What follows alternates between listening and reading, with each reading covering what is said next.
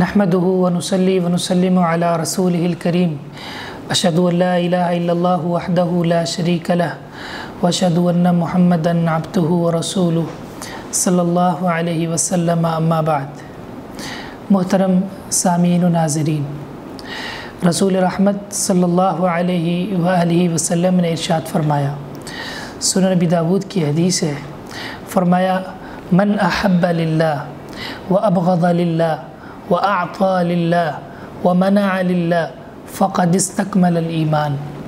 جو انسان کسی سے محبت کرے تو اللہ رب العزت کے لیے، اور بغض رکھے، نفرت رکھے تو وہ بھی اللہ کے لیے، اور کسی کو کچھ وہ دے تو وہ بھی اللہ کے لیے، اور کسی سے کوئی چیز روک دے تو وہ بھی اللہ کے لیے۔ تو جس انسان میں یہ چار صفات ہوں کہ وہ محبت بھی اللہ کے لیے کرتا ہو، اور نفرت اور بغض بھی اللہ کے لیے کرتا ہو، اور اگر کسی کو دیتا ہو تو اللہ رب العزت کی رضا کے لیے دیتا ہو، اللہ رب العزت کے نام کا دیتا ہو، اور اگر کسی سے کوئی چیز روکتا ہو تو اس کی وجہ بھی اللہ رب العزت کی ذات ہو، تو ایسا شخص اس نے ایمان کو پا لیا، ایمان کو مکمل کر لیا۔ تو یاد رکھیے، ایمان کی حلاوت میں سے ہے، ایمان کی لذت میں سے ہے کہ انسان سب سے بڑھ کر اللہ رب العزت کے ساتھ محبت کرے، اس کے بعد اللہ کے رسول صلی اللہ علیہ وآلہ وسلم کے ساتھ محبت کرے۔ صحیح مسلم کی حدیث ہے، رسول اللہ صلی اللہ علیہ وسلم نے ارشاد فرمایا، تین لوگ ایسے ہیں جنہوں نے ایمان کی مٹھاس کو، ایمان کی لذت کو، ایمان کی چاشنی کو پا لیا۔ ان میں سے ایک وہ شخص جو اللہ اور اس کے رسول کے ساتھ ساری مخلوق سے بڑھ کر محبت کرے، سب لوگوں سے بڑھ کر محبت کرے۔ تو اللہ رب العزت کے ساتھ محبت یہ ایمان کا تقاضا ہے۔ اس وقت تک ایمان مکمل نہیں ہو سکتا جب تک انسان اللہ رب العزت کے ساتھ سب سے بڑھ کر محبت نہ کر لے، اور اگر کسی سے بغض رکھے، کسی سے نفرت رکھے تو وہ بھی اللہ کے لیے۔ انسان اگر اللہ سے محبت کرتا ہے تو اس محبت کا تقاضا یہ ہے کہ انسان اللہ رب العزت کا تعارف حاصل کرے، اللہ رب العزت کی صفات کو پہچانے، اللہ کے کمالات کو پہچانے، اور اللہ رب العزت کی صفات کو تسلیم کرے جیسے اس کی شان کے لائق ہے۔ اللہ رب العزت کو سب سے بلند عرش پر مستوی مانے، اللہ رب العزت کی صفات کو بلند تسلیم کرے، مخلوق سے جدا مانے، یہ اللہ کا حق ہے۔ اللہ رب العزت کے ذات، اس کی صفات اور اس کی عبادات میں کسی کو شریک نہ ٹھہرائے، یہ اللہ رب العزت کے ساتھ محبت کا تقاضا ہے۔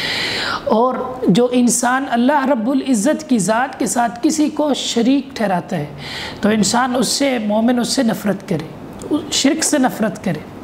اسی طرح اللہ رب العزت کے ساتھ محبت کا تقاضا ہے کہ اللہ رب العزت کے احکامات کی فرما برداری کی جائے، اور نفرت بھی اللہ کے لیے ہو، محبت بھی اللہ کے لیے، نفرت بھی اللہ کے لیے۔ اللہ فرماتے ہیں والذین آمنوا اشد حبا للہ، وہ لوگ جو اللہ پر ایمان رکھتے ہیں وہ اللہ کی محبت میں سب سے بڑھ کر سخت ہوتے ہیں۔